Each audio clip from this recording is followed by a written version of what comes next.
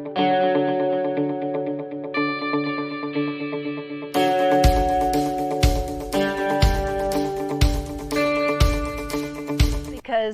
he is, yes, showing the Pre-St. George, but he is still, struggling a little bit with his balance.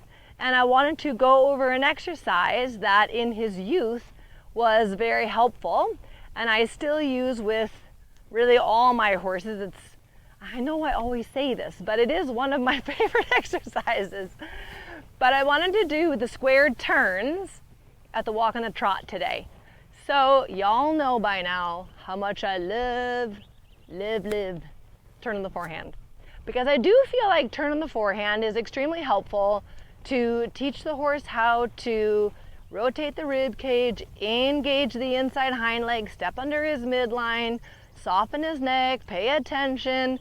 For me, it's the basis of all bending. I want the horse to be able to learn to respond the pressure of my inside leg, inside leg, inside leg. He went on the bit. So that's for me, like, for sure, step one. But as soon as I can, I want to start to teach the horse about the outside aids.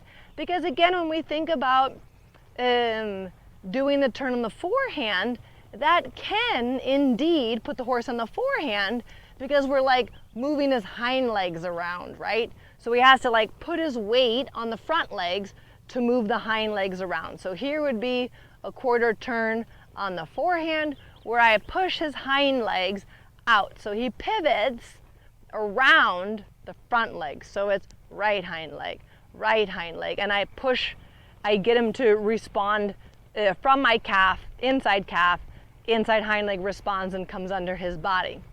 But because he's pivoting on the front legs, he might have his weight a little bit more on those front legs. And of course, the whole point of dressage is to shift the horse's weight back into the hind legs. So here come the square turns on the haunches. So we begin by having that imagination that we can sort of pivot the horse around his tail, making the forehand a little bit lighter. I'm going to turn again to the right. I'm going to bring his front end around those hind legs. And so this is what we talk about when we talk about square turns. We do it a lot at canter, obviously, because that's like a quarter canter pirouette, and Gideon has a nice video in the academy to show that. But it begins with my young horses, and I can turn him and turn him. Good. So it's important. I can always feel like I could leg yield back to the long side so I don't get him falling in too much to the inside. But I want to be able to anchor him and be able to turn him and go straight.